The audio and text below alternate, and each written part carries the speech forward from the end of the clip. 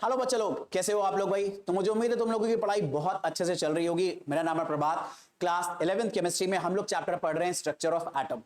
Previous lecture में हम लोगों ने यह पढ़ लिया था कि किस तरह से हम लोगों ने एटम के अंदर इलेक्ट्रॉन, प्रोटॉन और न्यूट्रॉन की डिस्कवरी करी थी।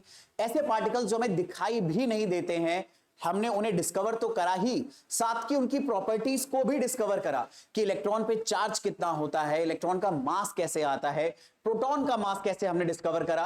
इन सारे एक्सपेरिमेंट्स को हम लोगों ने प्रीवियस लेक्चर में बहुत डिटेल में कवर करा है।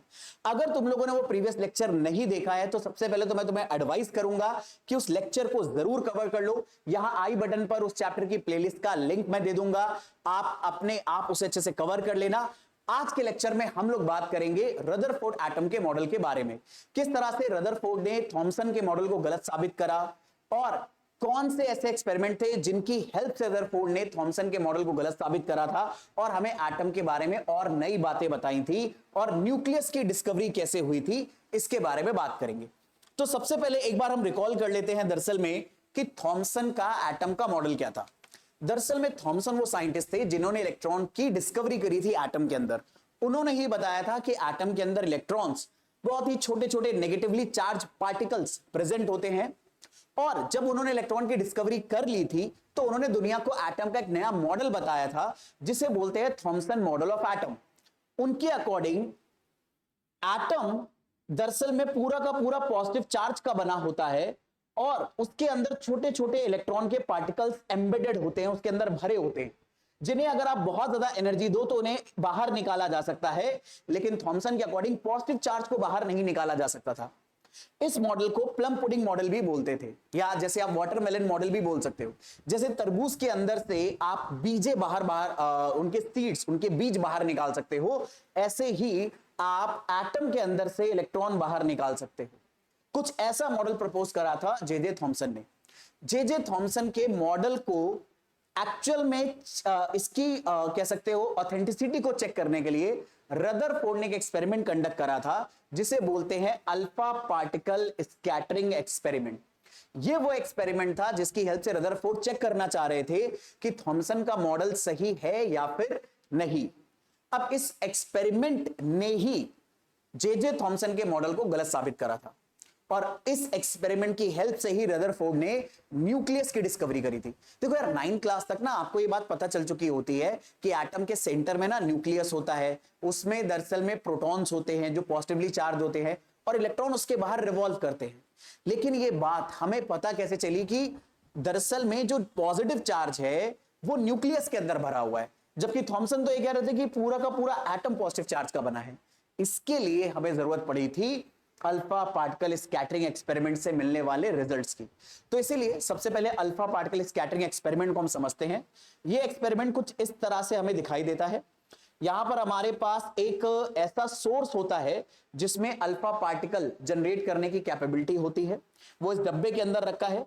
अल्फा पार्टिकल बहुत हाई एनर्जी पार्टिकल होते हैं। जैसे ही वो अल्फा पार्टिकल का सोर्स अपने अंदर से अल्फा पार्टिकल निकालता है, बहुत हाई एनर्जी पार्टिकल्स की बीम यहां से क्रॉस करते हुए जाती है। हमने रास्ते में कुछ लेड की प्लेट्स लगा दी है ताकि हम उसकी इंटेंसिटी को, उसकी एनर्जी को अल्फा पार्टिकल की थोड़ी सी कम कर सकें। फिर यहां पर इसके ठीक सामने एक गोल्ड की बहुत पतली सी फॉइल लगी होती है और इस गोल्ड फॉइल के चारों तरफ हमने एक डिटेक्टर लगा रखा है। अल्फा पार्टिकल नेकेड आइज को दिखते नहीं है, तो हमें यह डिटेक्टर दरअसल में हेल्प करता है अल्फा पार्टिकल्स को पकड़ने में। कैसे करता है? अल्फा पार्टिकल्स बहुत हाई एनर्जी पार्टिकल्स हैं और ये एक फास्फोरेंस मटेरियल होता है। जैसे ही अल्फा पार्टिकल इस मटेरियल पे कहीं पर भी टकराएगा, ये ग्लो करने लगेगा। अब इस एक्सपेरिमेंट को अगर हम कंडक्ट करता हुआ देखें तो किस तरह से एक्सपेरिमेंट हो रहा है उसके बारे में बात करते हैं। तो अगर मैं एक्सपेरिमेंट को देखें तो हमारे पास ये अल्फा पार्टिकल का सोर्स इस डब्बे के अंदर रखा हुआ है। इसके अंदर से अब अल्फा पार्टिकल्स की क्या होगी? बीम निकलना स्टार्ट होगी। अब ये डब्बा सब तरफ से बंद है, बस एक ही जगह से खुला है जहां से अल्फा पार्टिकल की बीम निकल सकती है। अब ये अल्फा पार्टिकल बहुत हाई एनर्जी के होते हैं, ये मेटल की पतली पतली शीट्स को ना पेनिट्रेट कर सकते हैं, छेदते हुए बाहर निकलते चले जा सकते हैं। तो इनकी एनर्जी को थोड़ा कम करने के लिए हमने बीच में क्या कर दिए थे, लेड की कुछ प्लेट्स लगा दी थी ताकि अल्फा पार्टिकल्स की एनर्जी कम हो सके। आप नहीं भी लगाओगे तो भी एक्सपेरिमेंट कंडक्ट बड़े आराम से होगा। फिर यहां पर हमने डिटेक्टर के बीच में छोटा सा एक गैप छोड़ दिया था ताकि अल्फा पार्टिकल की रेज इसको एकदम सीधा आगे निकल सके इससे। और जब ये अल्फा पार्टिकल की रेस सीधे निकलेंगी तो ये जाकर स्ट्राइक करेंगी गोल्ड की फॉइल से। अब ये गोल्ड की जो फॉइल है ये दरअसल में गोल्ड के छोटे छोटे एटम से मिलकर बनी होगी। हम ये देखना चाहते हैं कि ये गोल्ड के जो छोटे छोटे एटम्स हैं ये जो अल्फा पार्टिकल्स आ रहे हैं इस पर किस तरह का इंपैक्ट डालेंगे। आगे की बात कुछ भी देखने से पहले एक बात समझो, आपको ये बात पता होनी चाहिए कि जो अल्फा पार्टिकल होते हैं ये दरअसल में पॉजिटिवली चार्ज पार्टिकल हैं। ये बात हमें पहले से ही पता थी। अल्फा पार्टिकल की डिस्कवरी दरअसल में न्यूक्लियस की डिस्कवरी से पहले हो चुकी थी। उसके ऊपर मैडम क्यूरी और जो उनके और साइंटिस्ट थे साथ के, उन्होंने बहुत सारी ऑलरेडी हमें बातें बता रखी थी। हमें यह पता था अल्फा पार्टिकल दरअसल में पॉजिटिवली चार्ज पार्टिकल हैं और इनका अच्छा खासा मास होता है। अब इस बात को याद रखना कि alpha particle positively charge particle है। और एक बात और याद रखना, पॉजिटिव पॉजिटिव चार्ज एक दूसरे को रिपेल करते हैं और पॉजिटिव नेगेटिव चार्ज एक दूसरे को अट्रैक्ट करते हैं। इन दो बातों को याद रख के अब हम आगे कंटिन्यू करेंगे। यहां पर देखना हो क्या रहा है, अल्फा पार्टिकल्स स्ट्राइक करने वाले हैं गोल्ड के एटम्स के साथ। अब वो जब गोल्ड के एटम्स के साथ क्या नाम है इंटरैक्ट करने वाले हैं तो किस तरह का फिनोमेना अकर हो रहा है। कुछ अल्फा पार्टिकल देखो सीधे निकल गए, लेकिन कुछ अपने पाथ से डेविएट हो गए, कुछ तो बहुत ज्यादा डेविएट हो गए, और कुछ ऐसे भी पार्टिकल हो सकते हैं जो दरअसल में पूरा का पूरा बाउंस बैक हो जाएंगे। आप नोटिस करो, कुछ अल्फा पार्टिकल्स क्या हो रहे हैं, सीधे निकल रहे हैं और कुछ अपने पाथ से डेविएट हो रहे हैं। तो जरा सोचो अल्फा पार्टिकल कैसे डेविएट हो सकता है गोल्ड फॉइल से स्ट्राइक करने पर। तो अगर हम लोग बात करें यहां पर कि हमने अभी अल्फा पार्टिकल एक्सपेरिमेंट के अंदर क्या क्या ऑब्जर्वेशन करे, क्या क्या चीजें हमें पकड़ में आई, तो हमने देखा बहुत सारे अल्फा पार्टिकल तो क्या हो गए थे, बिल्कुल सीधे पास कर गए थे गोल्ड फॉइल से बिना डिफ्लेक्ट हुए। ये हम लोगों ने यहां पर देखा था मेरे बच्चे, बहुत सारे अल्फा पार्टिकल बिना डिफ्लेक्ट हुए बिल्कुल सीधे निकल गए थे। ये आपको दिखाई दे रहा है, बहुत सारे अल्फा पार्टिकल बिल्कुल सीधे निकल रहे हैं, लेकिन कुछ ऐसे अल्फा पार्टिकल थे जो दरअसल में छोटे छोटे एंगल्स पर डिफ्लेक्ट हो गए थे। ये आपने डिफ्लेक्शन भी देखा है। इसके साथ साथ हमने और क्या चीज देखी, बहुत कम ऐसे अल्फा पार्टिकल थे जो बाउंस बैक कर गए, यानी जस्ट जिस रास्ते से आए थे उसी रास्ते पर वापस आ गए। अब जरा सोचो, अल्फा पार्टिकल खुद बहुत छोटा होता है और उस पर पॉजिटिव चार्ज है, तो अगर इस रास्ते से अल्फा पार्टिकल गया और यहां गोल्ड के एक एटम से टकराया और 20,000 में से कोई एक ऐसा अल्फा पार्टिकल है जो दरअसल में गोल्ड के एटम से टकरा के वापस आ रहा है, ज्यादातर तो क्या हो गए, बिना डिफ्लेक्ट हुए सीधे पार कर गए। अब जरा सोचो, अगर अल्फा पार्टिकल के ज्यादातर पार्टिकल्स एटम के गोल्ड के एटम से बिना डिफ्लेक्ट हुए पास हो जा रहे हैं, सिर्फ 20,000 में से कोई एक ही पार्टिकल जस्ट बाउंस बैक हो रहा है, यानी रिपल्शन फील कर रहा है। तो ये रिपल्शन किसकी वजह से फील करा होगा, इस पॉजिटिव चार्ज अल्फा पार्टिकल को एटम के अंदर किसी पॉजिटिव चार्ज ने रिपेल करा होगा। और ये पूरा का पूरा पॉजिटिव चार्ज पूरे एटम पे नहीं होगा, क्योंकि अगर पूरे एटम पर ये पॉजिटिव चार्ज होता तो अल्फा पार्टिकल कहीं से भी बाउंस बैक कर सकता था। लेकिन ये अल्फा पार्टिकल कुछ खास जगह से ही बाउंस बैक कर रहा है, क्योंकि ज्यादातर अल्फा पार्टिकल तो अनडिफ्लेक्टेड थे। कुछ ही अल्फा पार्टिकल, 20,000 में से कोई एक अल्फा पार्टिकल बाउंस बैक कर रहा था। तो ये कुछ कॉमन ऑब्जर्वेशन थे दरअसल में गोल्ड फॉइल एक्सपेरिमेंट के। इसको अल्फा पार्टिकल स्कैटरिंग एक्सपेरिमेंट भी कहते हैं, क्योंकि अल्फा पार्टिकल स्कैटर हो रहे हैं। अब इन ऑब्जर्वेशन की हेल्प से दरअसल में रदरफोर्ड ने कुछ कंक्लूजन निकाले एटम के स्ट्रक्चर के बारे में। क्या क्या है वो कंक्लूजन, क्योंकि देखो ज्यादातर अल्फा पार्टिकल बिना डिफ्लेक्ट हुए सीधे निकल गए। तो यार जरा सोचो, अगर अल्फा पार्टिकल बहुत छोटे छोटे एटम से बिना डिफ्लेक्ट हुए सीधे निकल जा रहे हैं, इसका यही तो मतलब निकल सकता है कि जो दरअसल में एटम का स्पेस है वो खाली है, क्योंकि खाली है तभी अल्फा पार्टिकल बिना डिफ्लेक्ट हुए सीधे निकल गए। तो यही सबसे पहला कंक्लूजन रदरफोर्ड ने अपना दिमाग लगा के लगाया कि भैया साइंटिस्ट यार वो दिमाग लगा सकते थे, आपकी मेरी तरह नहीं है। तो उन्होंने जैसे ही देखा कि हाँ भैया बहुत सारे अल्फा पार्टिकल क्या हो रहे हैं, सीधे पास हो रहे हैं, और अगर एटम पूरा का पूरा पॉजिटिव चार्ज का बना होता तो शायद ज्यादातर अल्फा पार्टिकल बाउंस बैक करते, क्योंकि पॉजिटिव पॉजिटिव एक दूसरे को रिपेल करता। पर ज्यादातर अगर अल्फा पार्टिकल सीधे निकल जा रहे हैं, इसका मतलब है कि एटम का बहुत सारा स्पेस एक्चुअल में खाली पड़ा है। कुछ ही ऐसे पॉजिटिव चार्ज अल्फा पार्टिकल थे जो छोटे छोटे एंगल पर डिफ्लेक्ट हो रहे थे या जो सर्टेन एंगल पर डिफ्लेक्ट हो रहे थे। अब अगर कुछ ही अल्फा पार्टिकल डिफ्लेक्ट हो रहे हैं तो इसका मतलब है पूरा का पूरा एटम पॉजिटिव चार्ज का नहीं बना होगा, क्योंकि अगर पूरा का पूरा एटम पॉजिटिव चार्ज का बना होता तो ज्यादातर अल्फा पार्टिकल इस पॉजिटिव चार्ज से डिफ्लेक्ट होते। अबे क्या हो गया, ठीक है, ज्यादातर अल्फा पार्टिकल इससे डिफ्लेक्ट होते, पर कुछ ही अल्फा पार्टिकल डिफ्लेक्ट हो रहे थे। तो अब इससे उन्होंने कंक्लूजन ये निकाला रदरफोर्ड ने कि एटम का पूरा जो स्ट्रक्चर है वो पॉजिटिव चार्ज का नहीं बना हुआ है, बल्कि एटम में जो पॉजिटिव चार्ज है वो एक बहुत छोटी सी जगह पर कॉन्सेंट्रेटेड है। क्योंकि अगर एटम बहुत बड़ा है और पॉजिटिव चार्ज बहुत छोटी सी जगह पर कॉन्सेंट्रेटेड है, अगर तभी ऐसा होगा कि जब इस छोटी सी जगह के बिल्कुल ठीक सामने से अगर अल्फा पार्टिकल स्ट्राइक करेगा तभी अल्फा पार्टिकल बाउंस बैक करेगा, या अगर इसके आसपास से अल्फा पार्टिकल निकलेंगे तो ये डिफ्लेक्ट हो जाएगा। यानी इन शॉर्ट इन्होंने अपने एक्सपेरिमेंट के ऑब्जर्वेशन से ये रिजल्ट निकाला कि पूरा का पूरा एटम पॉजिटिव चार्ज का नहीं बना हुआ है जैसे थॉमसन मान रहे थे। दरअसल में एटम में पॉजिटिव चार्ज बहुत छोटी सी जगह पर कॉन्सेंट्रेटेड है और इस जगह को रदरफोर्ड ने नाम दिया एटम का न्यूक्लियस।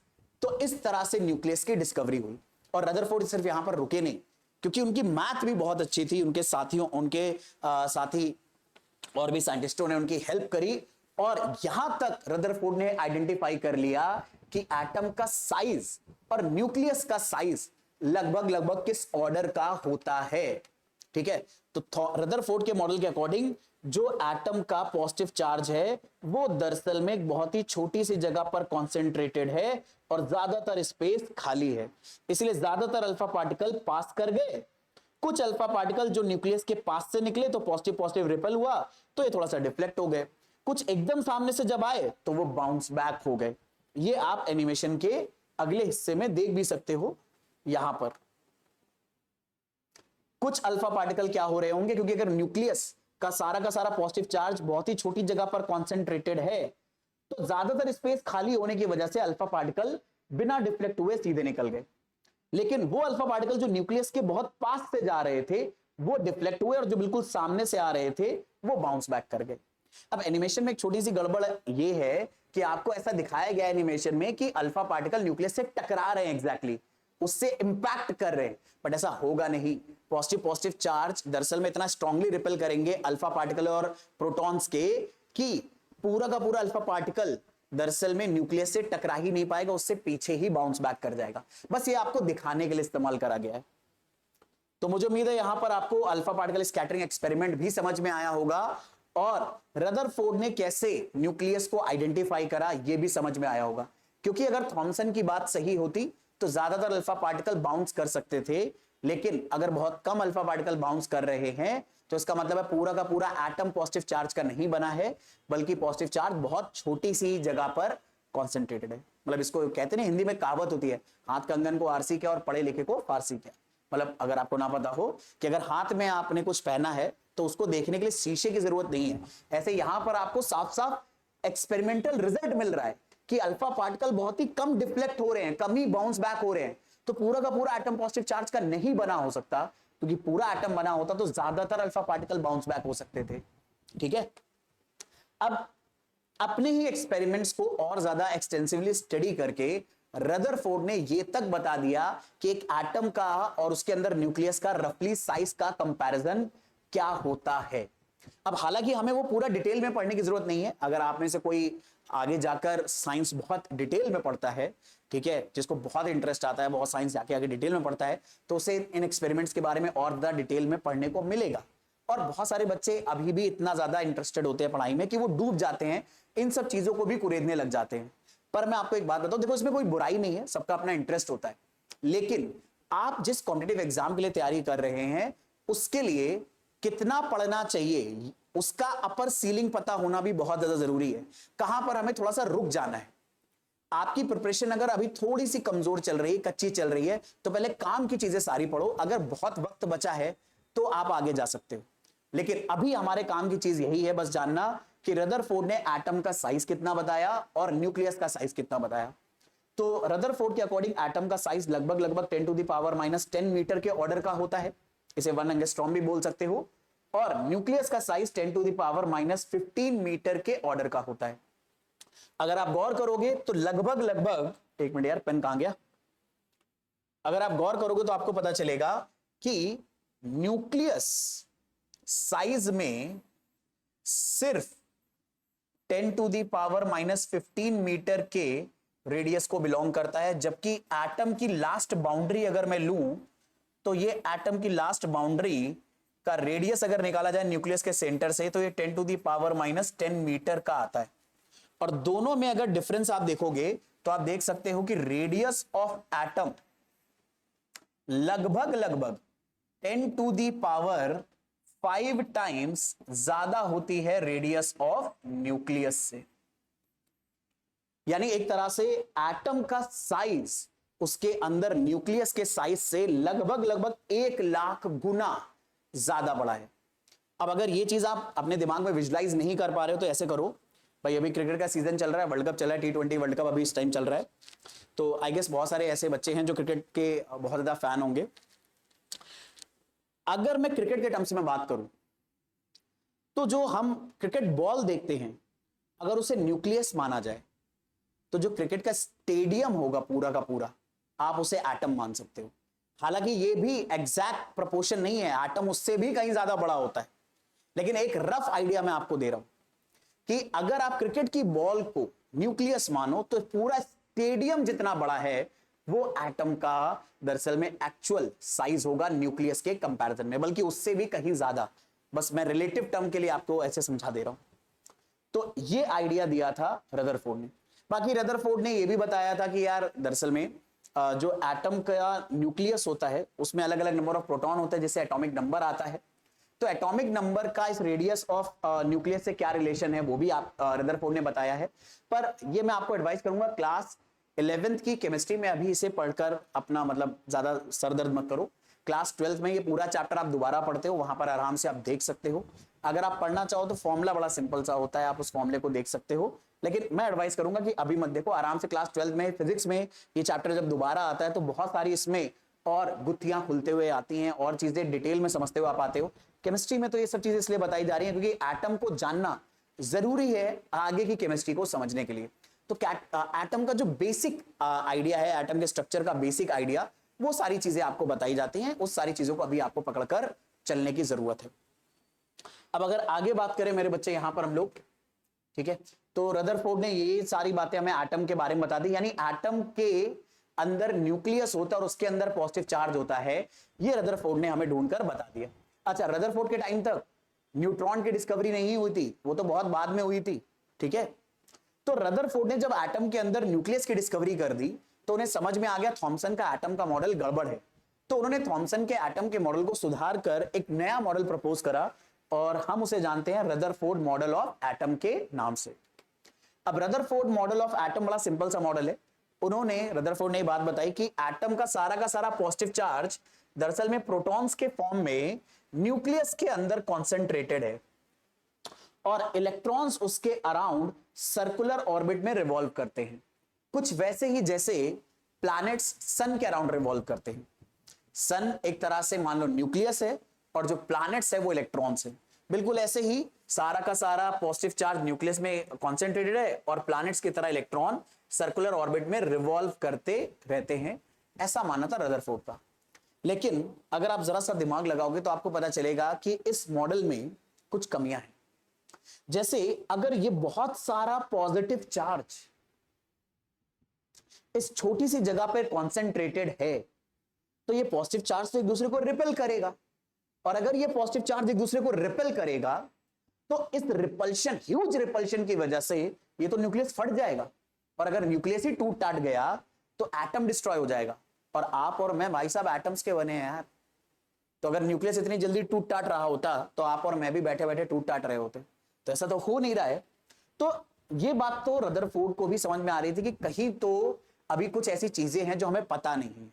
और एक बात नोटिस करना, मैंने ये नहीं बोला कि मॉडल गलत है, मैंने ये बात बोली कि कहीं तो कुछ ऐसी चीजें हैं जो हमें पता नहीं है। साइंस में जब हम इतना दिमाग लगाकर कुछ चीजें स्टडी करते हैं और एक्सपेरिमेंट्स उनको साबित भी कर रहे होते हैं तो हम ये नहीं बोलते कि कुछ गलत है, हम ये बोलते हैं कुछ ऐसा है जो हमें पता अभी नहीं है, हमें उसे पता करने की जरूरत है। हम एक नया स्कोप खोल देते हैं आगे और चीजें ढूंढने के लिए। साइंस इस तरह से काम करता है। दरअसल में होता क्या ना, बहुत सारे बच्चे जब ये चैप्टर पढ़ते हैं तो वो इतना परेशान हो जाते हैं कि भैया यार एक एटम का मॉडल बना क्यों नहीं ले रहे हो तुम लोग बैठ के एक साथ? क्यों पहले हमें डॉल्टन मॉडल पढ़ना है, फिर हमें थॉमसन मॉडल पढ़ना है, फिर रदरफोर्ड आएगा, फिर बोर आएगा, फिर किसी और साइंटिस्ट का आएगा, फिर क्वांटम मॉडल आएगा। इतने सारे मॉडल क्यों पढ़ने, एक ही बता दो। तो भैया साइंस ऐसे काम नहीं करती, आपको ये बात समझने की जरूरत है। हम अपने उस टाइम पर जितनी नॉलेज होती है, उस टाइम पर जितनी टेक्नोलॉजी होती है, उसका इस्तेमाल करके हम कुछ समझदारी बड़े रिजल्ट निकालते हैं जिनसे हमने कोई नई चीज बनाई होती है। अगर उसमें कुछ कमी होती है तो हमें यह समझ में आ जाता है कि अभी कुछ ऐसी चीजें हैं जो हमें पता नहीं है, पता करना जरूरी है, और उसे फिर हम आगे के लोगों के लिए छोड़ देते हैं, भैया तुम भी पता कर लो, कुछ सब हम तो पता नहीं कर सकते। तो ऐसे रदरफोर्ड ने यह बता तो दिया, लेकिन इस मॉडल की कमी थी। पहली कमी मैंने आपको बता दी, इतना सारा पॉजिटिव चार्ज न्यूक्लियस में आ कैसे सकता है, क्योंकि ये पॉजिटिव चार्ज एक दूसरे को रिपेल करेगा, न्यूक्लियस ही टूट टाट जाना चाहिए। दूसरी एक और कमी, ये जो पॉजिटिव चार्ज है ये इलेक्ट्रॉन के नेगेटिव चार्ज के होने की वजह से इलेक्ट्रॉन को अपनी तरफ अट्रैक्ट करता रहेगा। अब अगर इलेक्ट्रॉन सर्कुलर ऑर्बिट में रिवॉल्व कर रहे हैं तो ये पॉजिटिव चार्ज जब उन्हें अट्रैक्ट करने लगेगा तो धीरे धीरे ये इलेक्ट्रॉन रिवॉल्व करते करते न्यूक्लियस के अंदर गिर जाने चाहिए।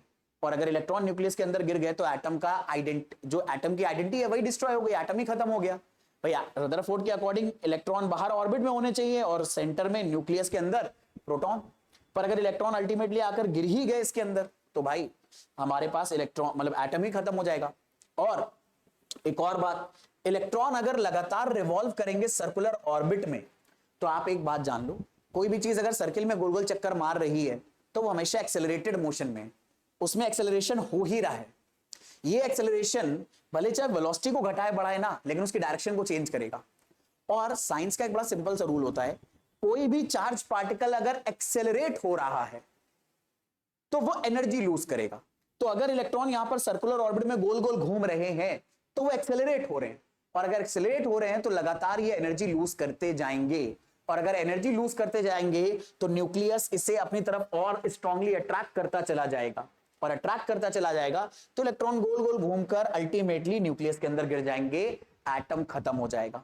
और यही ड्रॉबैक है रदरफोर्ड के मॉडल का, कि रदरफोर्ड के मॉडल का सबसे बड़ा ड्रॉबैक यही है कि इलेक्ट्रॉन लगातार एनर्जी लूज करेगा और न्यूक्लियस के अंदर फॉल कर जाएगा।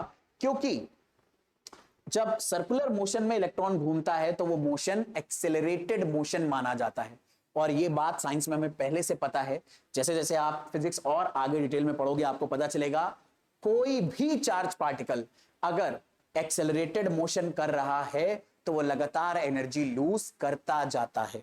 ऐसे ही यहां पर भी हो रहा है। तो हमें दरअसल में कुछ ऐसा होते हुए दिखाई देगा। ये जो रेड कलर का आप डॉट देख रहे हो ये इलेक्ट्रॉन है और ये न्यूक्लियस है। तो इलेक्ट्रॉन सर्कुलर ऑर्बिट में धीरे धीरे अपनी ऑर्बिट को छोटा करता चला जाएगा और न्यूक्लियस के अंदर गिर जाएगा, और इसे गिरने में नैनो सेकंड से भी कम टाइम लगेगा। और अगर नैनो सेकंड से भी कम टाइम लग रहा है इसका मतलब है एटम बहुत जल्दी डिस्ट्रॉय हो जा रहा है। लेकिन ऐसा होता तो है नहीं ना। आप, मैं और आप जिस लैपटॉप पे जिस फोन पे ये वीडियो देख रहे होगे ये सब चीजें एटम्स की बनी हुई हैं। अब एटम इतनी जल्दी तो डिस्ट्रॉय होते नहीं है। तो कहने का मतलब ये है रदरफोर्ड का मॉडल एटम की स्टेबिलिटी को एक्सप्लेन नहीं कर पा रहा था। तो दुनिया ये नहीं बोल रही थी कि एटम का मॉडल आपने गलत दिया है, दुनिया उस टाइम पे यही बोल रही थी कि अभी इसमें कुछ कमी है जिसे सुधारने की जरूरत है। और इसे सुधारने का रोल प्ले करा था इनके बाद आने वाले साइंटिस्ट ने, जिनका नाम था नील बोर। लेकिन क्या इसका मतलब है रदरफोर्ड की सारी मेहनत बेकार ही थी? नहीं भाई, उन्होंने एटम के बारे में हमें कुछ ऐसी बात बताई जो पहले नहीं पता थी। उन्होंने ये बताया कि एटम में न्यूक्लियस हमें सेंटर पे मिलता है और इसी में सारे प्रोटॉन्स प्रेजेंट होते हैं, सारा का सारा पॉजिटिव चार्ज प्रेजेंट होता है। तो एक साइंटिस्ट ने एक कंट्रीब्यूशन करा इलेक्ट्रॉन की डिस्कवरी करके, दूसरे साइंटिस्ट ने प्रोटॉन की जगह बता दी वो कहां प्रेजेंट होती है। अब जैसे हमें न्यूक्लियस की डिस्कवरी होते हुए मिल गई, तो अब न्यूक्लियस में प्रोटॉन्स प्रेजेंट हैं और एक एटम की आइडेंटिटी प्रोटॉन से होती है। ये बात याद रखना। जैसे मैं कई बच्चों से अपने सवाल पूछता हूं कि हाइड्रोजन एटम हीलियम एटम से अलग है, ये कैसे पता हमें? क्या दरअसल में वो एटम हमें गोल गोल दिखाई देते हैं, उनके ऊपर हाइड्रोजन का H सिंबल और हीलियम का He सिंबल दिखता है क्या? ऐसा होता है क्या कि हाइड्रोजन के एटम के ऊपर H लिखा होता है और हीलियम के ऊपर He लिखा होता है तो हम समझ जाते हैं ये हाइड्रोजन है, ये हीलियम है? ऐसा तो नहीं होता, ऐसा तो नहीं लिखा होगा ना, ऑब्वियसली इनग्रेव नहीं होगा वो। ऐसा तो है नहीं कि कोई किसी कुम्हार, किसी ठठेरे ने या किसी कुमार ने उसके ऊपर लिखा हुआ है कुरेद कुरेद के कि H है, He है, नहीं, ऐसा तो पॉसिबल नहीं। तो हमें कैसे पता चलता है कि कोई एटम हाइड्रोजन का है और कोई एटम हीलियम का है? तो किसी भी एटम की आइडेंटिटी आपको अच्छे से पता होना चाहिए, उसके अंदर प्रोटॉन्स के नंबर से होती है। दुनिया में, दुनिया छोड़ो, पूरे ब्रह्मांड में कहीं पर भी अगर कोई ऐसा एटम मिला जिसके न्यूक्लियस में एक प्रोटॉन है तो वो हाइड्रोजन ही माना जाएगा। और अगर दुनिया में कहीं पर भी किसी न्यूक्लियस के अंदर 2 प्रोटॉन मिले तो उसे हीलियम ही माना जाएगा।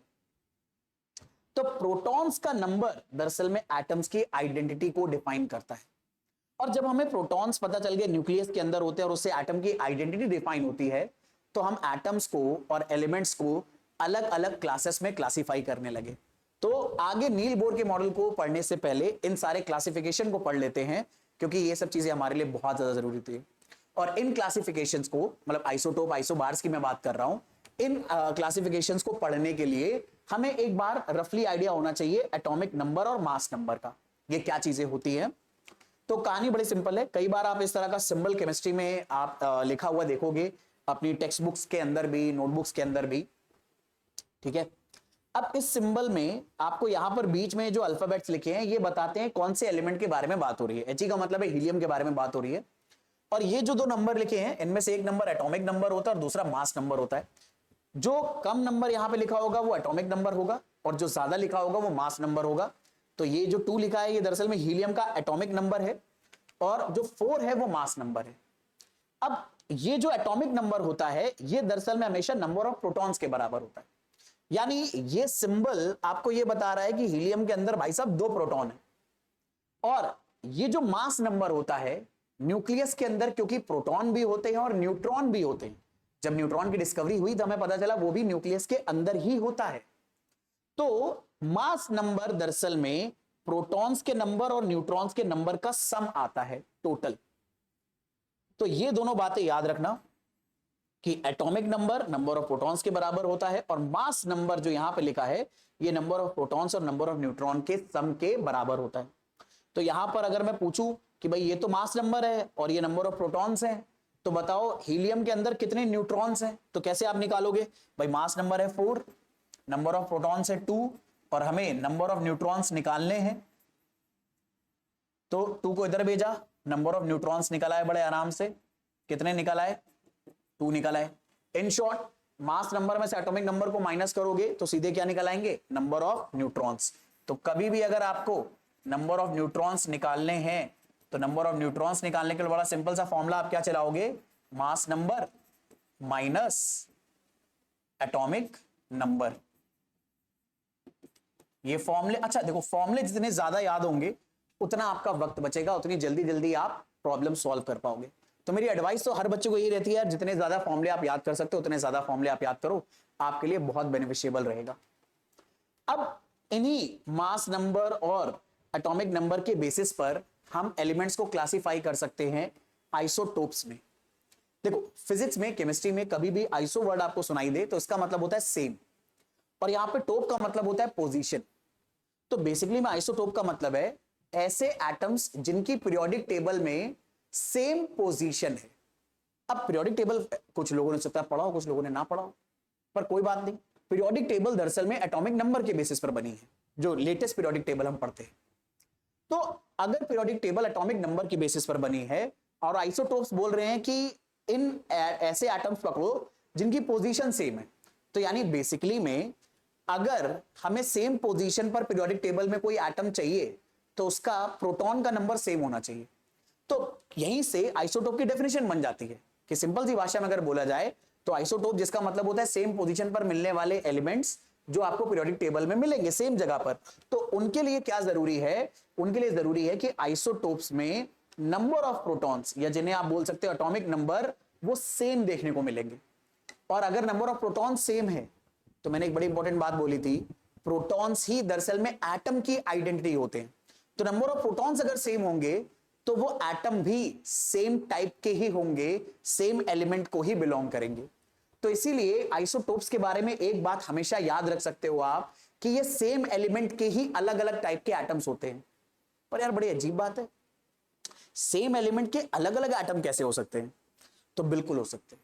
सेम एलिमेंट के अलग अलग एटम न्यूट्रॉन का नंबर अलग होने की वजह से अलग हो सकते हैं। तो यहीं से दूसरी डेफिनेशन भी आ जाती है कि आइसोटोप्स के एटॉमिक नंबर तो सेम होते हैं, लेकिन जो मास नंबर होते हैं वो अलग अलग होते हैं। उनके न्यूक्लियस में न्यूट्रॉन का नंबर अलग अलग हो सकता है। जैसे एग्जाम्पल के तौर पे हाइड्रोजन के हम 3 आइसोटोप पढ़ते हैं। एक, अगर मैं थोड़ा सा इसको जूम करके दिखाऊं आपको, एक को बोलते हैं प्रोटियम। प्रोटियम का सिंबल होता है इस तरह से H, और एटॉमिक नंबर भी 1 होता है और मास नंबर भी 1 होता है। यानी इन शॉर्ट एक प्रोटॉन होता है और मास नंबर में से एटॉमिक नंबर अगर माइनस करेंगे तो आपको न्यूट्रॉन मिलेगा, तो 1 में से 1 माइनस करोगे तो 0 मिलेगा। यानी इस प्रोटियम में कोई भी न्यूट्रॉन नहीं होता। लेकिन हाइड्रोजन का एक और आइसोटोप मिलता है हमें जिसका सिंबल होता है 1H2, इसका नाम होता है ड्यूटेरियम। अब ड्यूटेरियम में एक्चुअल में एटॉमिक नंबर 1 है तो प्रोटॉन तो एक होता है, लेकिन यहां पर मास नंबर 2 है। अब 2 में से 1 को अगर माइनस करोगे, यानी मास नंबर में से अगर एटॉमिक नंबर माइनस करोगे तो अभी भी 1 बच रहा है।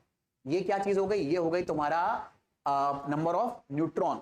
तो ड्यूटेरियम में एक प्रोटॉन होता है और एक न्यूट्रॉन, तो इस वजह से मास नंबर 2 हो गया, लेकिन एटॉमिक नंबर अभी भी 1 है। ऐसे ही हाइड्रोजन का एक और आइसोटोप है, इसमें एक प्रोटॉन होता है और 2 न्यूट्रॉन होते हैं, जिसकी वजह से मास नंबर बनता है 3, लेकिन एटॉमिक नंबर अभी भी रहता है 1, और इसे बुलाया जाता है ट्रिटियम। अच्छा, तीनों में इलेक्ट्रॉन एक ही एक रहेगा, क्योंकि इलेक्ट्रॉन जो होता है वो प्रोटॉन के नंबर के ही बराबर होता है। तो हाइड्रोजन के प्रोटियम, ड्यूटेरियम और ट्रिटियम आइसोटोप में अगर एक एक एक प्रोटॉन है तो एक एक एक ही इलेक्ट्रॉन होगा। हाँ, लेकिन प्रोटियम वाले पार्ट में 0 न्यूट्रॉन होते हैं, ड्यूटेरियम में 1 न्यूट्रॉन होता है और ट्रिटियम में 2 न्यूट्रॉन होते हैं। तो क्योंकि तीनों में सेम नंबर ऑफ प्रोटॉन है, इसीलिए इन तीनों को सेम एलिमेंट की कैटेगरी में रखा जाता है, पीरियोडिक टेबल में सेम जगह पे रखा जाता है। ये भी हाइड्रोजन है, ये भी हाइड्रोजन है और ये भी हाइड्रोजन ही है। तीनों ही चीजें हाइड्रोजन है, बस एक का नाम प्रोटियम है, दूसरे का ड्यूटेरियम, तीसरे का ट्रिटियम। और मोस्ट कॉमनली प्रोटियम को ही इन जनरल हाइड्रोजन बोला जाता है। पूरे यूनिवर्स में हाइड्रोजन सबसे ज्यादा अमाउंट में अवेलेबल है। और हाइड्रोजन कितने अलग अलग फॉर्म में मिल सकता है? 3 अलग अलग फॉर्म में, और इन 3 फॉर्म में भी सबसे ज्यादा हमें प्रोटियम मिलता है। पूरे यूनिवर्स में जितना भी नाइट्रोजन है, जितना भी हाइड्रोजन है, उसका ऑलमोस्ट 99% से ज्यादा प्रोटियम अवेलेबल है। उसके बाद ड्यूटेरियम और उसके बाद ट्रिटियम। ट्रिटियम सबसे कम क्वांटिटी में अवेलेबल है और ये रेडियो एक्टिव भी होता है, मतलब लगातार इसका न्यूक्लियस डिसइंटीग्रेट भी होता रहता है, टूटता भी रहता है। ठीक है, और ऐसा नहीं कि सिर्फ हाइड्रोजन के आइसोटोप है, बहुत सारे एटम्स के, बहुत सारे एलिमेंट के आइसोटोप्स मिलेंगे। तो आइसोटोप को पहचानने का तरीका यही होगा, एटॉमिक नंबर यानी प्रोटॉन्स का नंबर सेम होगा, लेकिन मास नंबर या फिर न्यूट्रॉन का नंबर अलग होगा। जैसे ये कार्बन के आइसोटोप है। अब कार्बन के आइसोटोप के अलग अलग नाम की बजाय हम अलग अलग नंबर से इन्हें याद रखते हैं, एंड टू बी स्पेसिफिक इनके मास नंबर से इन्हें याद रखते हैं। जैसे कार्बन 12, कार्बन 13, कार्बन 14। भाई अगर तुमने क्या नाम है मोल कॉन्सेप्ट पढ़ा होगा तो वहां पे तुमने पढ़ा होगा ना कि 1 AMU कार्बन 12 के 1 एटम के 1/12 मास को बोलते हैं। तो वो जो कार्बन 12 का 12 था वो दरअसल में इन तीनों आइसोटोप में से ये वाला आइसोटोप था। इस आइसोटोप में 6 प्रोटॉन और 6 न्यूट्रॉन होते हैं, तभी टोटल मास नंबर बनता है 12। लेकिन 13 वाले में प्रोटॉन तो 6 रहेंगे लेकिन न्यूट्रॉन हो जाएंगे 7, और कार्बन 14 में प्रोटॉन 6 ही रहेंगे लेकिन न्यूट्रॉन हो जाएंगे 8। तो आपको दिखाई दे रहा है प्रोटॉन सेम है लेकिन न्यूट्रॉन्स का नंबर अलग है, जिसकी वजह से मास नंबर भी अलग आ रहा है। अब यही बात आपको याद रखनी होती है। अच्छा, यहां पर भी ये जो कार्बन 14 होता है ये रेडियो एक्टिव होता है, पर ये होता हर लिविंग ऑर्गेनिज्म के अंदर है। ये आपके अंदर भी है, मेरे अंदर भी है, और जो पुराने जमानों में डायनासोर्स थे उनके अंदर भी थे। पुराने टाइम में मतलब करोड़ों अरबों साल पहले जो प्लांट्स थे जो मर गए थे उनके अंदर भी कार्बन 14 प्रेजेंट था। और यही कार्बन 14 कितनी क्वांटिटी में प्रेजेंट है इसको चेक करके हम बहुत पुराने जो फॉसिल्स होते हैं उनकी एज निकालते हैं, और जिसे बोला जाता है कार्बन डेटिंग टेक्निक। अगर आपने नाम सुना हो तो कार्बन डेटिंग टेक्निक में हम दरअसल में उन फॉसिल्स के अंदर कार्बन 14 कितना बचा है उसकी हेल्प से ये निकालते हैं कि उस फॉसिल की एज क्या रही होगी, कितने करोड़ों साल पहले उसकी डेथ हुई होगी। हाँ, ये भी आप सीखोगे, इसे कैलकुलेट करना भी आप सीखोगे, बट उसके लिए थोड़ा सब्र, थोड़ा पेशेंस रखना पड़ेगा। ये आप फिजिक्स में भी सीखोगे और केमिस्ट्री में भी सीखोगे, पर इत्तेफाक से ये दोनों ही चीजें फिजिक्स और केमिस्ट्री में आप दरअसल में क्लास 12 में सीखते हो। क्लास 12 में केमिकल काइनेटिक्स एक चैप्टर आएगा केमिस्ट्री में, उसमें सीखोगे, और क्लास 12 में रेडियो एक्टिविटी एक चैप्टर आएगा फिजिक्स में, उसमें सीखोगे। दोनों चीजें आप वहां पर दोनों ही टॉपिक्स के अंदर सेम चीज सीखोगे कि कार्बन 14 से हम कैसे एज निकालते हैं फॉसिल फ्यूल्स की। बट तब तक के लिए वेट करो भाई, जो बातें अभी पढ़ने के लिए उन्हें पढ़ते हैं। ऐसे ही आपको ऑक्सीजन के भी आइसोटोप मिलते हैं। अब एक ऑक्सीजन का आइसोटोप है जिसका मास नंबर होता है 16 और एक का है 18, लेकिन क्योंकि ऑक्सीजन के ही आइसोटोप हैं तो इनके प्रोटॉन्स के नंबर सेम होंगे, और ऑक्सीजन में कितने प्रोटॉन्स होते हैं 8, और इसमें भी ऑक्सीजन 18 वाला रेडियो एक्टिव है। ऐसे क्लोरीन के भी दो आइसोटोप होते हैं 35, 37, और इनके एवरेज की वजह से ही दरअसल में क्लोरीन का मास 35.5 आता है। ऐसे यहां पर भी होता है, मतलब मोस्टली हम लोग जो एटॉमिक मास एलिमेंट्स का लिखते हैं वो इन सारे आइसोटोप्स के एवरेज की हेल्प से लिखते हैं। और एवरेज में ऐसा नहीं करते कि 16 जोड़ा 18 जोड़ा 2 से डिवाइड कर दिया, नहीं मेरे भाई, यूनिवर्स में इनकी कितनी क्वांटिटी अवेलेबल है उसके अकॉर्डिंग करते हैं। भाई देखो, क्लासरूम में जैसे बहुत सारे बच्चे हैं और आपको उनकी हाइट का एवरेज निकालना है, तो ऐसा थोड़ी करो कि दो बच्चों की हाइट पकड़ के आपने उनका एवरेज निकाल दिया, नहीं ना, सारे बच्चों का देखोगे। तो ऐसे ही यहां पर भी हम सिर्फ ये नहीं देखते कि इसका मास 16 है इसका मास 18 है, एवरेज मास निकाल दो 16 और 18 को जोड़ के, नहीं, देखना पड़ेगा 16 वाला ज्यादा है या 18 वाला ज्यादा है। तो हम पूरे यूनिवर्स में इनकी क्वांटिटी चेक करते हैं।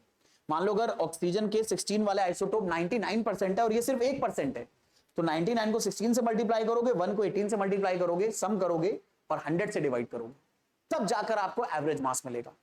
तो एवरेज निकालने के लिए सिर्फ इनके मास को जोड़ के 2 से डिवाइड नहीं करना, गलत हो जाएगा ये। इनकी कितनी क्वांटिटी अवेलेबल है उसको भी इन मासेस में मल्टीप्लाई करोगे, सम करोगे, फिर टोटल क्वांटिटी से डिवाइड करोगे, तब जाकर आंसर मिलेगा। और अगर ये बात आपको पता नहीं थी, इसे डिटेल में मैंने मोल कॉन्सेप्ट टॉपिक के अंदर कवर करा है, वो भी आप जाकर देख सकते हो। अपनी फिलहाल कहानी को आगे बढ़ाते हैं। अगला जो टॉपिक है वो है आइसोबार्स। आइसो का मतलब अभी भी सेम है और बार का मतलब होता है यहां पर मास। तो मेरे बच्चे आप समझ ही गए होंगे यार, आइसोबार का मतलब है मास नंबर सेम होगा और एटॉमिक नंबर डिफरेंट होगा, ये इसकी डेफिनेशन है।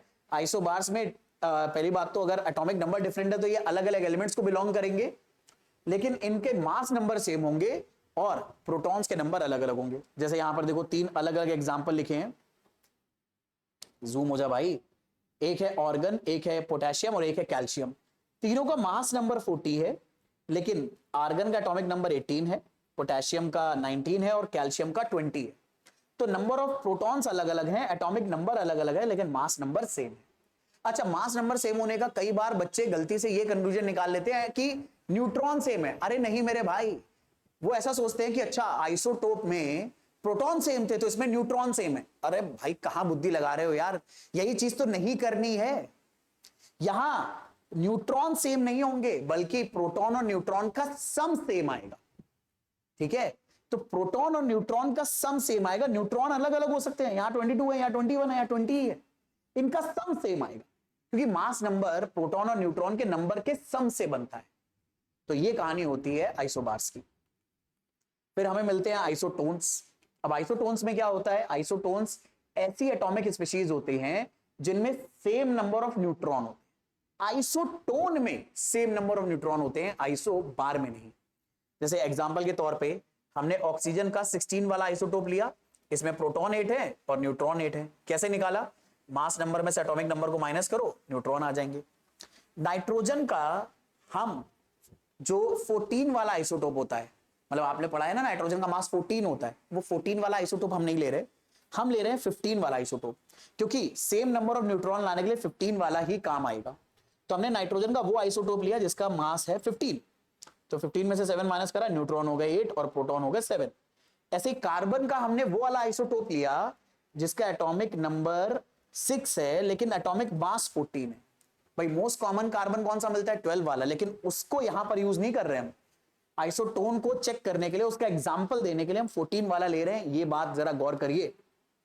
तो 14 में से 6 माइनस करा तो 8 बचा। तो नोटिस करो इन तीनों एग्जांपल में न्यूट्रॉन सेम है लेकिन प्रोटॉन अलग अलग है।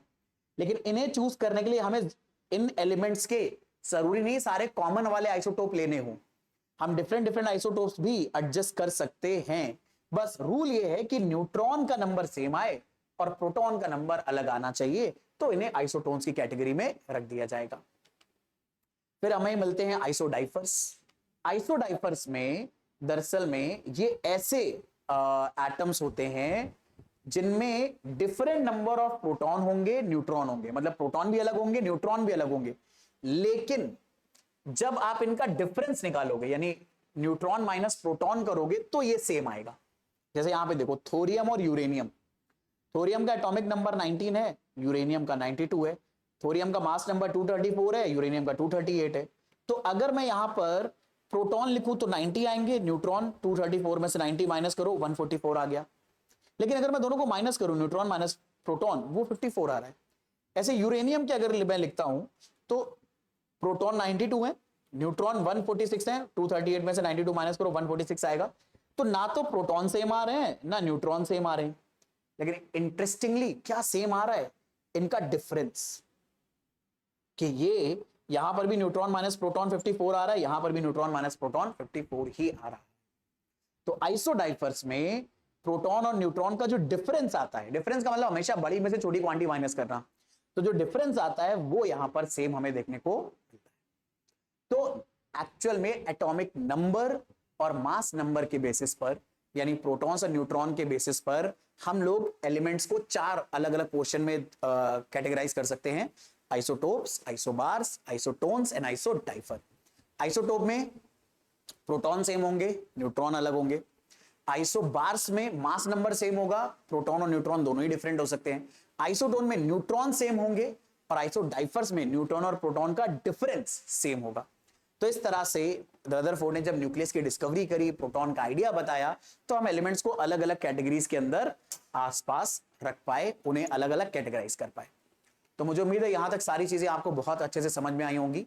रदरफोर्ड का model, alpha particle scattering experiment और एलिमेंट्स के क्लासिफिकेशन कैसे करे जाते हैं आइसोटोप्स में, आइसोबार्स में, आइसोडाइफर्स में, आइसोटोन्स में, ये आप अच्छे से पकड़ पाए होंगे। इनके शॉर्ट नोट्स प्रिपेयर कर लेना। अब सबसे इंपॉर्टेंट बात, अगली क्लास से मेरे भाई हम लोग स्टार्ट करेंगे दरअसल में बोर एटॉमिक मॉडल, और बोर एटॉमिक मॉडल ही एटम को बहुत ज्यादा डिटेल में समझने की कुंजी है, और उसके आगे वाले मॉडल को अंडरस्टैंड करने में बोर मॉडल हमारी बहुत ज्यादा हेल्प करता है। और रदरफोर्ड मॉडल तक ना आप दरअसल में कहानी थोड़ी बहुत क्लास 9 तक पढ़े होते, आपको पता होती है इनके बारे में बातें। इंपॉर्टेंट स्टार्ट होता है क्लास 11th में बोर मॉडल, यहां से एटम का मॉडल और ज्यादा आपको डिटेल में समझने को मिलेगा। साइंस की और बहुत सारी इंटरेस्टिंग बातें आपको देखने को मिलेंगी, समझने को मिलेंगी। कुछ ऐसी चीजें होंगी जो आपने पहले से पता है, बट आपको समझ में आएगा कितनी गलत आपको चीजें पता हैं, उन्हें और सुधारने की जरूरत है। बहुत सारी नई इंटरेस्टिंग चीजें आपको सुनने को मिलेंगी, समझने को मिलेंगी। आपको ऐसा लगेगा कि यार इतनी अजीब चीजें कैसे हो सकती हैं साइंस के अंदर, बट कुछ नहीं कर सकते, होंगी वो, ये सब पढ़ने को मिलेगा। तो ये सब टॉपिक स्टार्ट करेंगे नेक्स्ट क्लास से। आई होप ये सारी चीजें आपको बहुत अच्छे से समझ में आई होंगी। बाकी नेक्स्ट क्लास में मिलेंगे। अच्छा, अगर आपको वीडियो पसंद आया हो, आपको ये इन्फॉर्मेशन अच्छी लगी हो, ये टॉपिक अच्छा लगा हो, समझ में आया हो, तो अपने फ्रेंड्स के साथ भी शेयर करिए डेफिनेटली। चैनल को सब्सक्राइब नहीं करा है तो सब्सक्राइब जरूर कर लीजिए, बेल आइकन प्रेस कर लीजिए, ताकि आप तक ये लगातार नोटिफिकेशन इन वीडियोस के पहुंचते रहे और अपनी प्रिपरेशन आप और अच्छे से करते रहें। तो मिलेंगे नेक्स्ट क्लास में, तब तक के लिए जम के पढ़ाई करते रहो, रिविजन करते रहो, जो भी डाउट्स आते रहे मेरे साथ डिस्कस करते रहो। See you in the next class.